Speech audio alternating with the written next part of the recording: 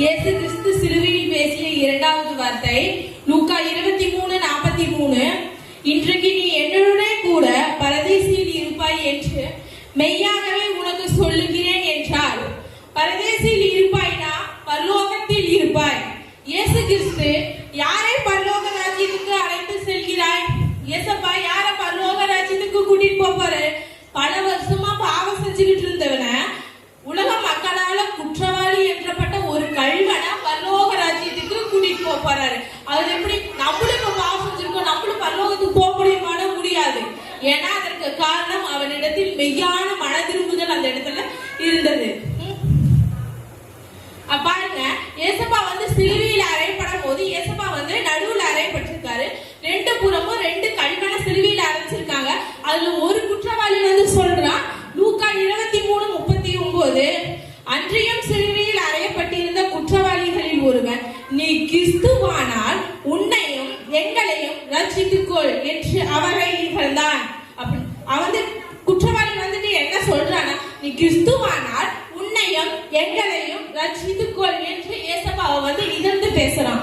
அதுக்கு மற்றொரு குற்றவாளி சொல்றான், அடுத்த வசனம் பாருங்க, நீ இந்த ஆக்கினைக்கு உட்பட்டவனா இருந்தும் தேவனுக்கு பயப்படுகிறது இல்லையே. நம்ம சாக போறோம், நம்ம பண்ண தப்புக்கு தண்டனை கொடுத்திருக்காங்க, சிலுவையில அறையப்பட்டிருக்கோம், இந்த நிலைமையில கூட நீ தேவனுக்கு பயப்பட மாட்டேங்கிறியே அப்படின்னு மற்ற குற்றவாளி முதல் குற்றவாளியை பார்த்து கேட்கலாம்.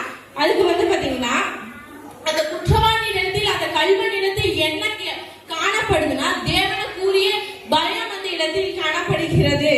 அடுத்த வசனம் பாருங்க, நாமோ நியாயப்படி தண்டிக்கப்படுகிறோம், நாம் நடப்பட்டவைகளுக்கு தக்க பலனை அடைகிறோம், இவரோ தகாத ஒன்றையும் நடப்பிக்கவில்லையே என்று அவனை கடிந்து கொண்டான்.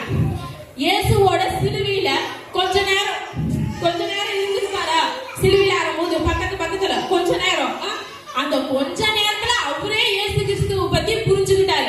அவரு எந்த பாவமும் செய்யல, எந்த ஒரு குற்றமும் ஏசப்பா செய்யல.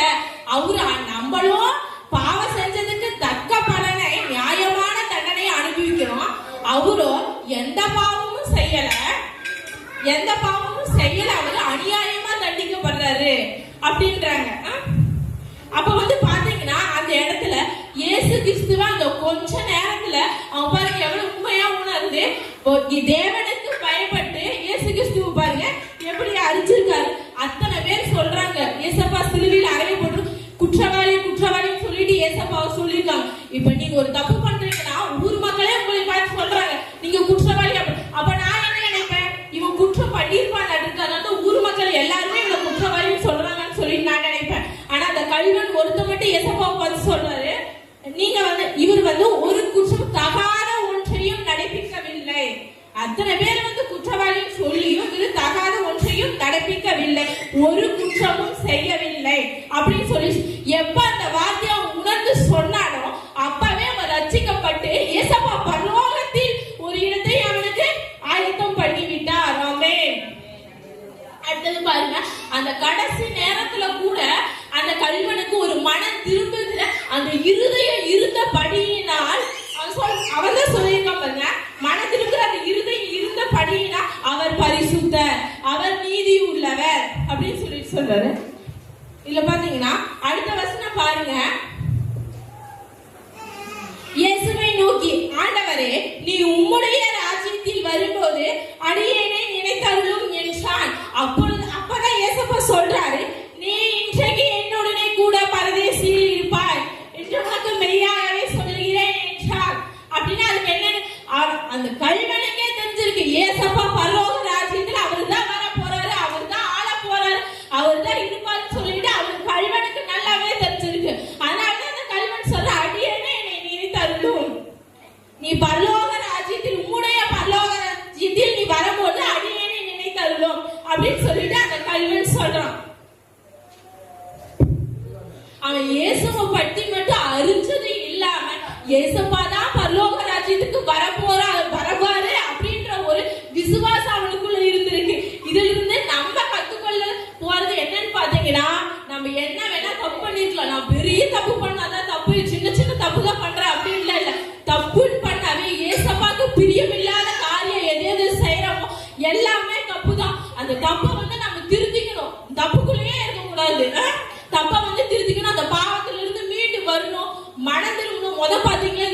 5 விஷயங்க. வந்து மனம் திரும்பணும். ரெண்டாவது வந்து கர்த்தருக்கு பயந்து நடுங்கணும். மூணாவது வந்து உணர்வுன்னா என்னன்னு வச்சுக்கோங்களேன், ஏசப்பா வந்து நமக்காக நம்மளோட பாவத்தை எல்லாம் அவர் சுமந்து சிலுவையில அறையப்பட்டு நமக்காக ரத்தம் சிந்தினா, நமக்காக சிலுவையில் அறையப்பட்டார் என்பது நாம் ஒரு நாளும் மறந்து போக கூடாது. 4வது விஷயம் பாத்தீங்கன்னா விசுவாசம். நம்ம கிறிஸ்துவை பொறுத்த வரைக்கும் அது ஒண்ணு மட்டும் இல்லைன்னா நம்ம ஒண்ணுமே இல்லை.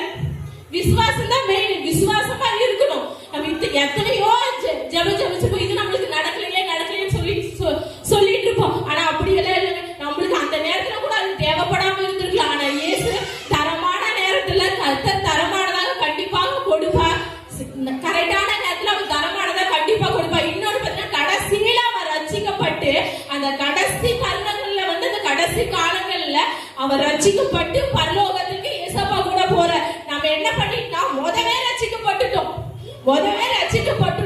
ஆலயத்துக்கு வரோம், கர்த்தருடைய சமூகத்துக்கு வந்து உட்கார்றோம். ஆனா மனம் திரும்பல, தேவனுக்கு பயப்படல, ஒரு உணர்வு இல்ல. ஏசப்பா நமக்காக தான் அவரையே பறி கொடுத்துட்டார் அப்படின்ற உணர்வே இல்ல, விசுவாசம் இல்ல.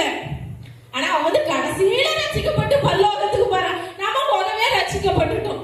இது மூலம் நம்ம என்ன தெரிஞ்சுக்கிற காரியம் என்னன்னு பாத்தீங்கன்னா, நம்ம வந்து தப்பணுங்களா இருந்தாலும் மனம் திரும்பி கர்த்தருக்கு உண்மையுள்ளவர்களா இருந்து தேவனுக்கு பயந்து கர்த்தரோடு கூட வாழணும், கர்த்தரோடு கூட நாங்க நடக்கணும்.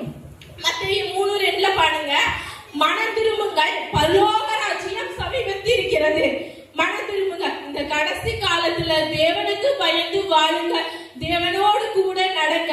இயேசு சீக்கிரம் வரப்போகிறார். அவர் வருகைக்காக ஆயத்தமாக இருங்க.